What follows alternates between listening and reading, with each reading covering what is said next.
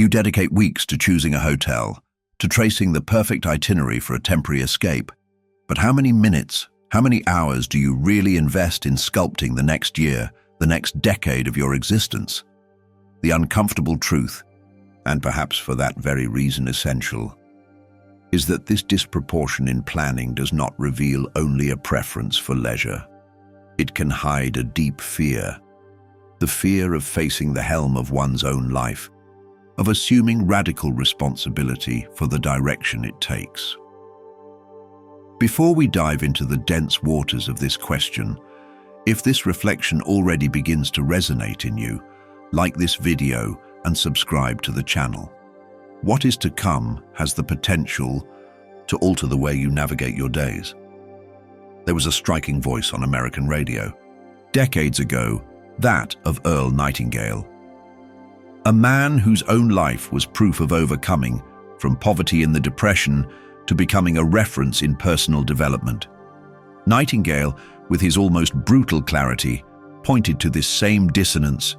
We spend mental and emotional energy meticulously planning our vacations, our breaks from life, while we let life itself, the grandest project we have in hands, follow by inertia, at the mercy of the winds. He realized that the strangest secret, as he baptized his famous recording, was not complex, but rather neglected. We become that in which we think most of the time. And if we do not think deliberately about where we want to go, about who we want to be, we end up being carried by the current many times to beaches that we never chose. Imagine the metaphor of a boat adrift. Without a helmsman, without a map, without a clear destination, it is tossed by the waves, spinning in circles, repeating routes without ever reaching a desired port. Thus, metaphorically, existence can become when we neglect the planning of our personal journey. The waves represent the external circumstances, the unforeseen events, the outside influences that constantly push and pull us, and the absence of a helm, of a conscious plan, leaves us at the mercy of these forces without the ability to direct the course, to take advantage of favorable currents or deviate from reefs. Earl Nightingale, with his wisdom honed by experience, understood this dynamic deeply. His own trajectory, marked by overcoming poverty and by the incessant search for knowledge, made him a keen observer of the human condition.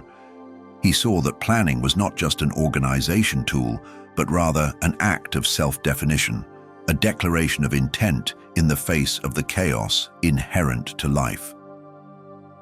When Nightingale stated that we become that in which we think most of the time, he was echoing millenary principles of philosophy and psychology.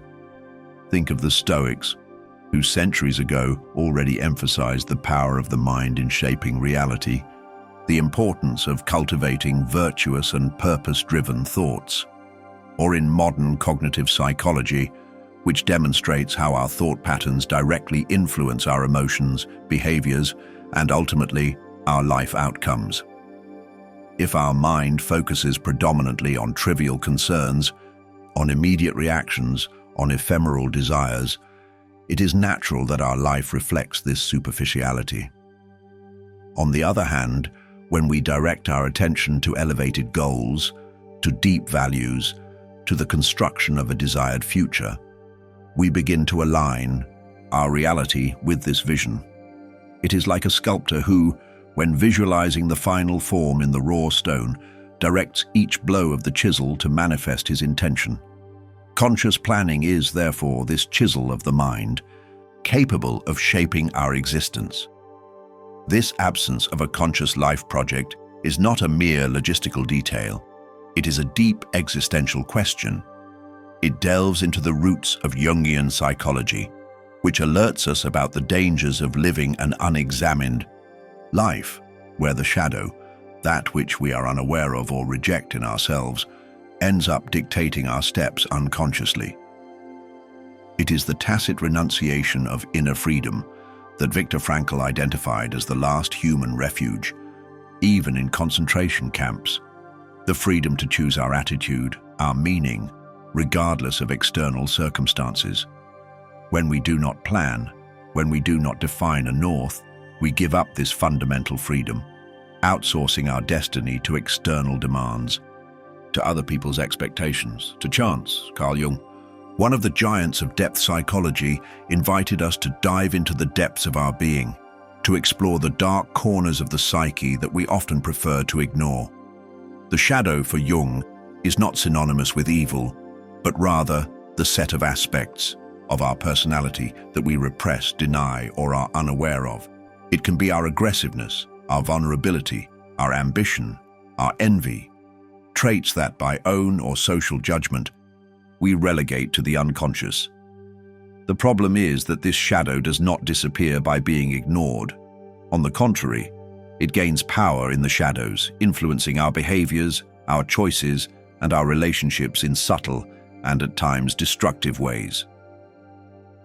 And there resides the silent conflict that perhaps inhabits you at this very moment. A diffuse sensation of dissatisfaction, even when everything seems right.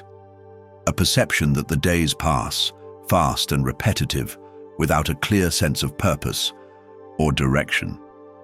It is the phantom of unrealized potential, the subtle anguish of knowing that there is more, but not knowing how to access, how to shape this more. It is the paralyzing fear of drawing up a plan and failing, or the even more insidious fear of discovering when planning that one does not know what one really desires. It is easier, momentarily, to plan the vacation escape than the construction of life. This silent dissatisfaction, this sensation that something is missing, is a common symptom of the unplanned life, of the life lived on autopilot. It is like an out-of-tune melody that resonates in the depths of the soul, even when the orchestra of life seems to play harmoniously. You may have achieved many external objectives, conquered material goods, built a solid career, but still feel an inner emptiness, a lack of deep purpose. The days accumulate into weeks, the weeks into months, the months into years, and life seems to slip through the fingers like sand, without leaving a significant mark. This perception of the passage of time, of the repetition of days without a clear sense of direction, generates an existential anguish, a deep discomfort with existence itself. It is the phantom of unrealized potential, the awareness that you possess talents, abilities, dormant passions, but do not know how to awaken them, how to direct them, how to transform them into reality. You feel that there is more inside you, an unexplored capacity, a fuller life to be lived, but do not find the way to access this more. Fear manifests in diverse forms in this context. The fear of drawing up a plan and failing is paralyzing. The idea of defining ambitious goals, of committing to a specific path, and then not being able to reach it, generates anxiety, insecurity, risk aversion. It is more safe not to plan, not to expose oneself to the possibility of frustration, to remain in the comfort zone of inertia. But there is an even more insidious, deeper fear that hides behind the procrastination of planning, the fear of discovering, when planning, that one does not know what one really desires. Confronting the question, what do I really want from life, can be terrifying. It can reveal the absence of clear passions, of defined values, of an authentic purpose. It is easier to distract oneself with vacation planning, with the momentary escape from reality, than to face this fundamental question. Vacations are a known territory with predictable pleasures, with a predefined itinerary. The construction of life, on the contrary, is an unknown territory, full of uncertainties, of challenges, of difficult choices. But it is precisely in this unexplored territory that resides the potential for a truly meaningful life. But here resides the turning point, the insight that can change everything. Planning life is not about having rigid and inflexible control over the future. It is not about guessing every step or eliminating spontaneity. It is about something much more powerful. It is about defining an intention, It is about choosing a direction, even knowing that the route may be adjusted. As Nightingale suggested, the simple act of having a destination in mind already works as a helm, allowing us to navigate with more awareness, even amidst the storms. Conscious planning is, in fact, an act of profound freedom. It is the affirmation of your agency, of your capacity to be the author, and not just the spectator, of your own story. It is exchanging drift for navigation. It is fundamental to demystify the idea of planning as an exercise of obsessive control, of inflexible rigidity, of millimeter prediction of the future. Planning life does not mean creating a rigid schedule, an endless to-do list, an immutable itinerary that imprisons us in a straitjacket. On the contrary, conscious planning is an act of liberation, of empowerment, of openness to the new. It is not about predicting the future with precision, because life is inherently unpredictable, full of surprises, of unexpected twists. It is indeed about defining a clear intention, about choosing a general direction, about establishing a course for your journey. It is like drawing a map for a trip, knowing that you may encounter detours, blocked roads, unexpected landscapes along the way. The map does not eliminate the spontaneity of the trip, but offers a guide, a reference, a point of orientation so as not to get lost in the labyrinth of possibilities. As Earl Nightingale wisely observed, the simple act of having a destination in mind already works as a helm. Even amidst the storms of life, the emotional turbulences, the external challenges, the clear intention keeps us anchored, prevents us from being completely thrown adrift. When we live in an unexamined way, without the light of consciousness about our own patterns and motivations, the shadow takes command. It leads us to repeat mistakes, to sabotage our own objectives, to project onto others that which we do not want to see in ourselves. Conscious planning, in this sense, is an act of bringing light to the shadow.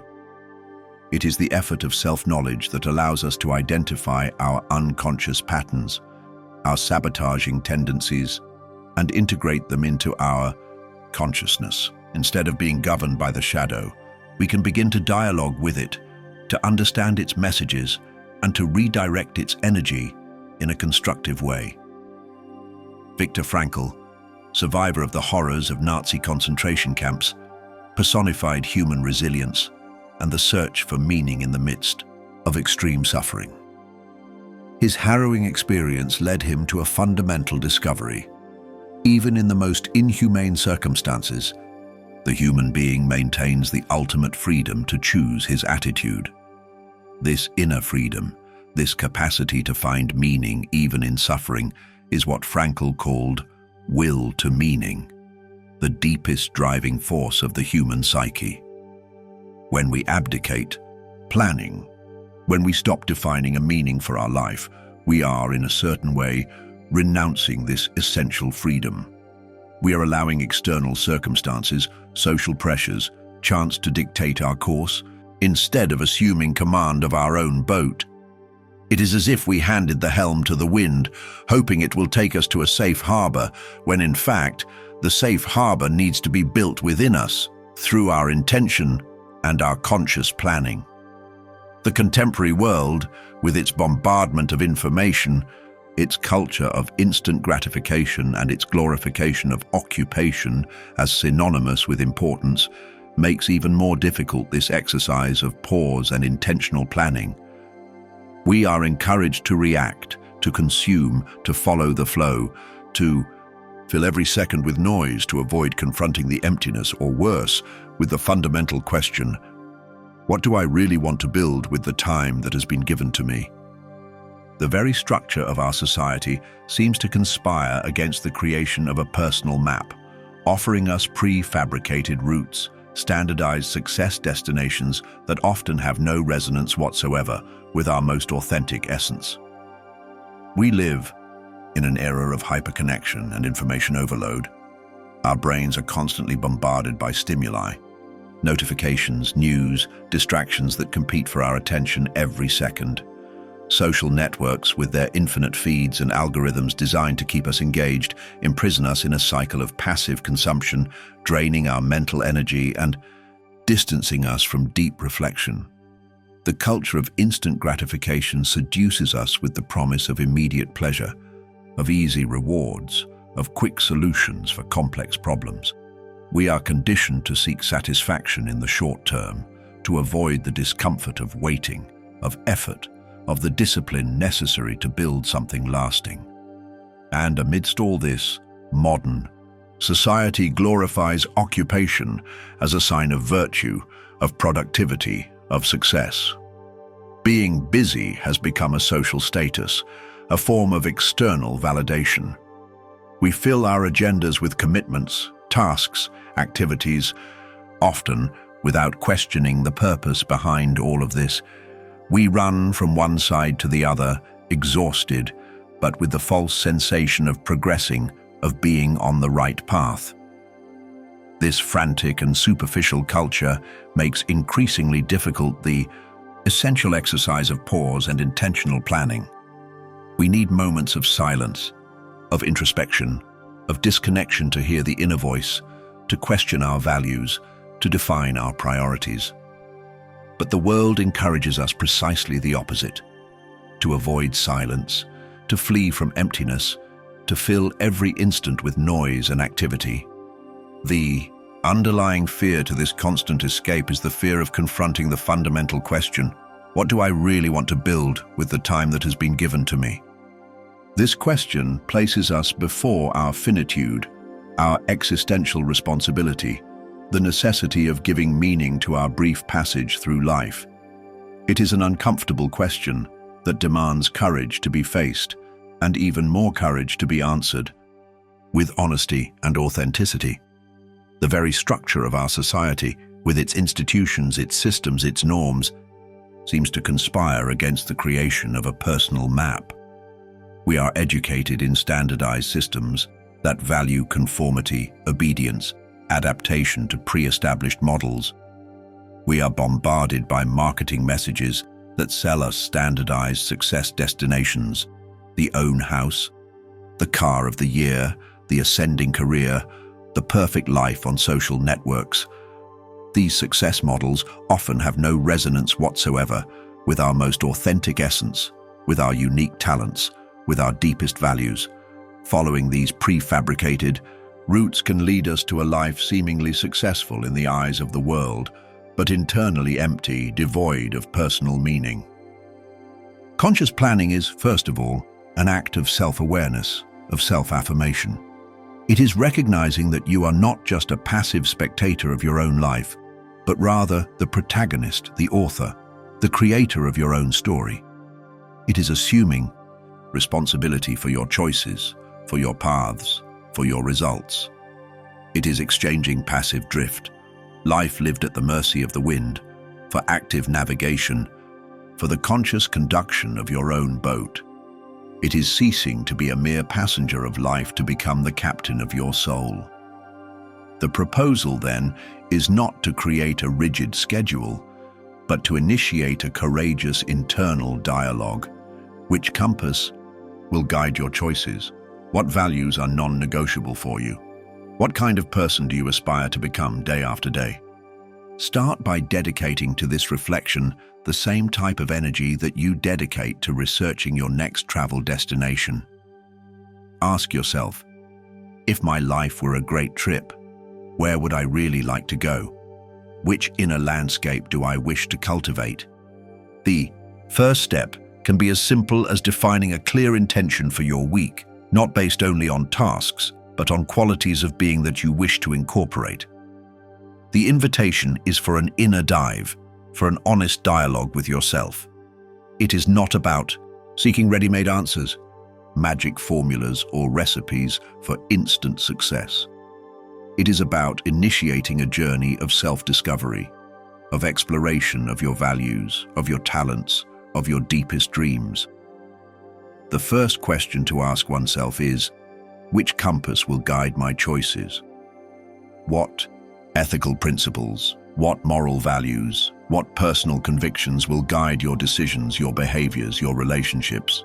Defining your internal compass is fundamental so as not to get lost in the illusions of the external world, so as not to let oneself be seduced by false idols, to remain faithful to your own path.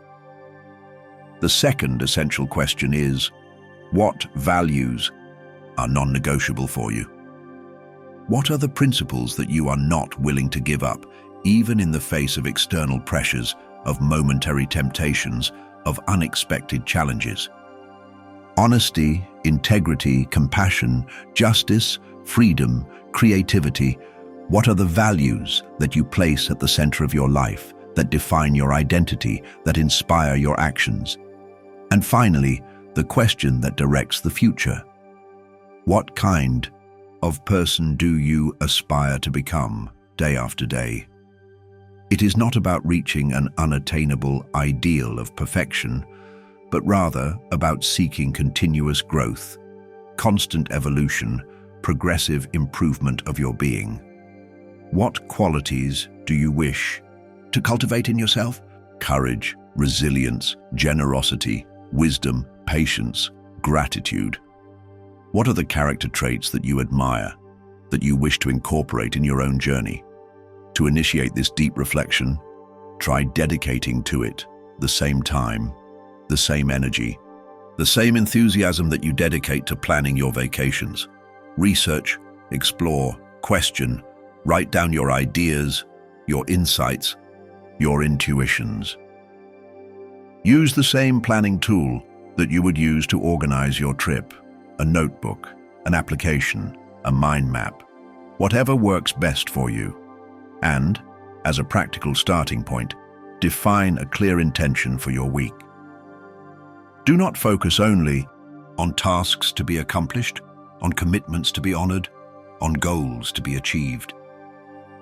Think also about the qualities of being that you wish to incorporate into your daily life. If you wish to be more patient, more present, more kind, more creative, define this intention for the week and look for concrete ways to manifest it in your actions, in your words, in your attitudes. The consequences of this change of posture are transformative. When you begin to live intentionally, aligned with a purpose that you yourself defined, a new clarity emerges. Decisions become easier. Resilience in the face of obstacles increases because you know why you are facing that. External noise loses strength. You begin to attract circumstances and people that resonate with your direction. Life does not become exempt from difficulties, but acquires a different quality, that of a meaningful journey chosen and lived with integrity. Satisfaction ceases to be sought in temporary escapes and begins to be found in the journey itself. By adopting the posture of conscious planning, by living with intention and purpose, transformation manifests in all areas of your life.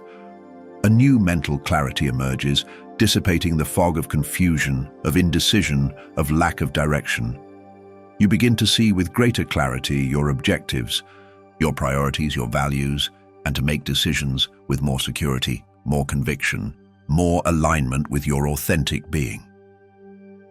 Decisions previously tortuous and time-consuming become more fluid, more intuitive, more in tune with your internal compass.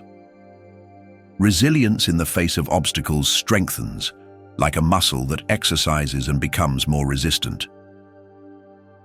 When you know why you're fighting, why you're facing a challenge, why you're persisting on a path, motivation remains lit, energy renews itself, the capacity to overcome difficulties expands.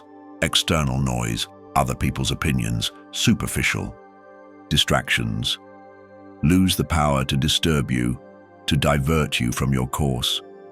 You become more selective with what enters your mind, with whom you connect, with what you consume, prioritizing that which nourishes your purpose, that strengthens your intention, that brings you closer to your destination. And in an almost magical way, you begin to attract to your life circumstances, opportunities, people that resonate with your direction, with your energy, with your vision of the future. Synchronicity manifests, the significant coincidences multiply, the universe seems to conspire in your favor, opening doors, facilitating encounters, weaving the fabric of your journey with threads of purpose and meaning. Life does not become a bed of roses, exempt from challenges, from pains, from losses. Difficulties continue to arise, unforeseen events happen, moments of sadness and frustration are part of the human journey. But the quality of the experience transforms radically. Life acquires a new dimension, the dimension of the meaningful journey, of the conscious walk, of the authentic construction of your destiny. Satisfaction ceases to be sought in temporary escapes, in ephemeral pleasures, in passing material conquests.